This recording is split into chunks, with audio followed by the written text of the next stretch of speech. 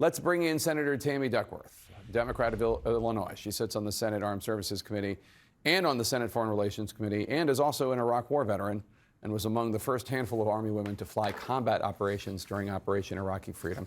Senator, what is your reaction to President Trump announcing the death of Iran's supreme leader? Well, listen, I'm glad that Khamenei is dead. He ordered the massacre and murder of thousands of people, protesters who are protesting for democracy.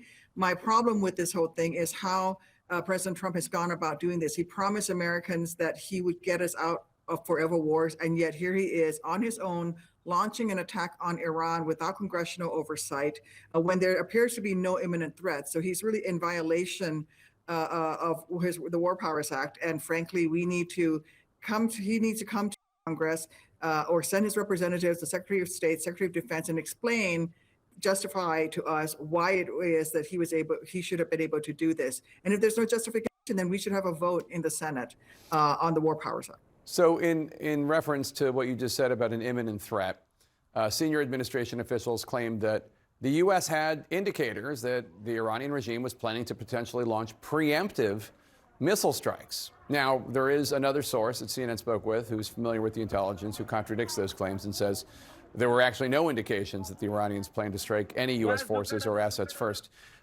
Did your committees have any intelligence that would back up any claim of an imminent threat or a preemptive strike by the Iranians? No, there's no evidence of any imminent threat presented by the Iranians. And in fact, they don't have the capabilities to launch a ballistic missile at the United States. They have short and medium range missiles. They don't have anything that can reach the United States of America. And frankly, it was President Trump himself who said that Operation Midnight Hammer annihilated the Iran nuclear program. So which is it? Did they annihilate their nuclear program, or are they imminently about to launch a nuclear attack on the United States?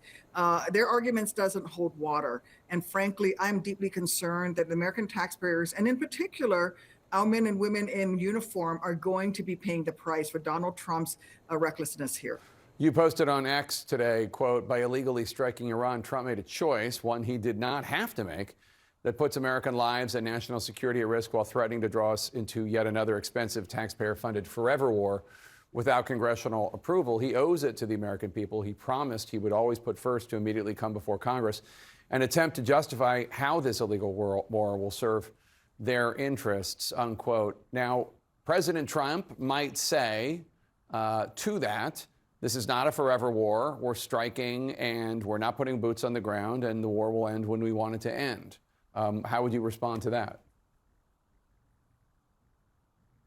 Well, what I would respond to that is that, okay, what's your next plan of action? You've not presented what happens next. You know, if you're going to take out the leadership of Iran, what is next? How are you, there's going to be a power vacuum there. And in fact, he signaled to Islamic terrorist groups all around the world that it's okay now to attack U.S. forces and Americans all around the world. And frankly, I think what he's done is similar to what happened in Iraq when we went in there without a plan to what we were going to do after the initial couple of weeks.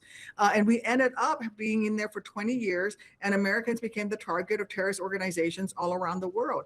I am deeply concerned that that is where we are. We're in the precipice of that. Alternatively, is he going to do what he did in Venezuela, where he decapitated a terrible regime, but then turned around and started working with the vice president of that same terrible regime? Is he now going to turn around and work with what remains of the Ayatollah's functionaries who are still in Iran? What is next? He needs to come to Congress, present to us his evidence for that imminent danger. We will take the vote. We will have those discussions the way that American people voted for us, empowered us with the responsibility of having that vote. But the administration needs to come forward and tell us what exactly is their next steps. Army veteran and Illinois Democratic Senator Tammy Duckworth, thank you so much for your time tonight. We appreciate it.